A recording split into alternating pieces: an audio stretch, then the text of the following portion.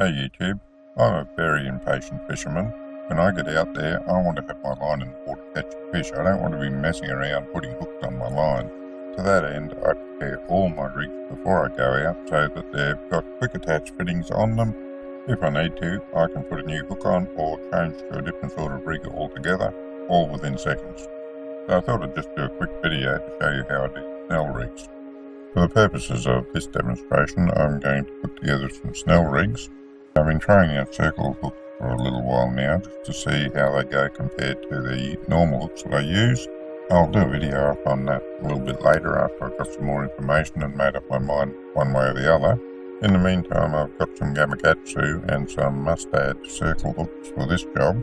It surprised me how difficult it was to get exactly what I wanted, and I didn't end up getting it. I got the Gamagatsus with the kickback on the eye, top of the shank, in 7/0, and I got the Mustads in 5/0 with a straight shank. But I wanted it the other way around. I wanted the 7/0s with a straight shank and the 5/0s with kickback on the shank, just because of the way I bait pilchards, but couldn't get them. I was in a big tackle shop, it was a big BCF, looked all through it. They didn't have the styles of hooks that I wanted, so I had to settle for these. It is what it is, and I've got to get on with the job with the equipment I have. Now I'm going to put these on some fluorocarbon leader. It's 41.5 pounds, which they say is 20 kilos, or vice versa, but the mass of that doesn't quite work out. Nevertheless, you get the general idea. It's going on a rod that's got 80-pound braid on it. I'm going after reef fish, and I want the feeder to break before the main line. I expect to lose some gear amongst the reef, so I don't want to be losing a whole heap of main line, especially not at the price of that braid. Putting the hooks with the straight eye on first, they go down the bottom of the line, and they're the Mustad hooks, the 5/0s. As I say, normally I would put 7/0s on the bottom with a straight eye, but I don't have. Anyway, because it has the straight eye, I use a uni knot to secure the bottom hook. I think most people know how to do a uni knot, and if you don't, there's plenty of videos on YouTube showing you how. One day I might add one to that total videos, but it won't be today. We're on a different subject at the moment. Once we've got that bottom hook secure, the next thing to do is cut our leader to length, and I like to leave about 1 metre here. I'm going to leave some of it when I tie the snell onto the second hook, but you don't have to be very exact.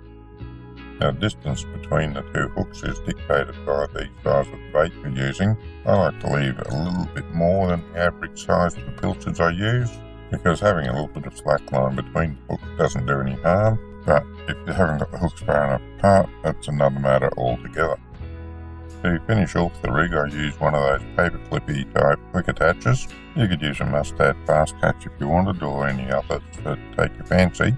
But these have always worked well for me. I've never had one break. They're plenty strong enough. I'll put a link to buy some in the description if you're interested in trying them. It's all very well to have these prepared and ready to use, but it doesn't help you a lot if they get all tangled up and you've got to untangle them before you can use them. To that end, I use pool noodle to keep them from getting tangled up, and it works really well.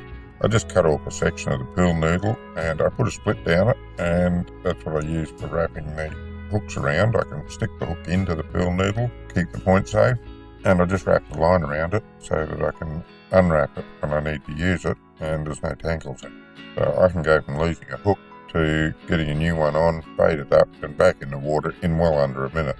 And that's way better than you'll do if you have to tie the hooks on while you're out there. I want to be in the water catching my next fish straight away.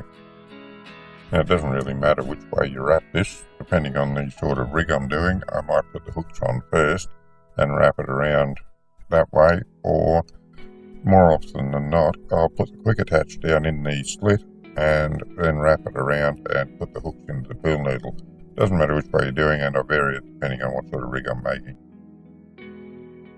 Well, thanks for taking the time to watch this video. I hope it's given you some ideas for preparing your own rigs for when you go out, so you don't waste any time getting hooks on the line and getting that line in the water. You're not going to catch fish unless that line's in the water. Now, I'll put some links in the video description for the fast attach fittings I use and some of the other things. If you're interested, you can have a look at them. If you'd like to see more of my videos, you can go to my YouTube channel.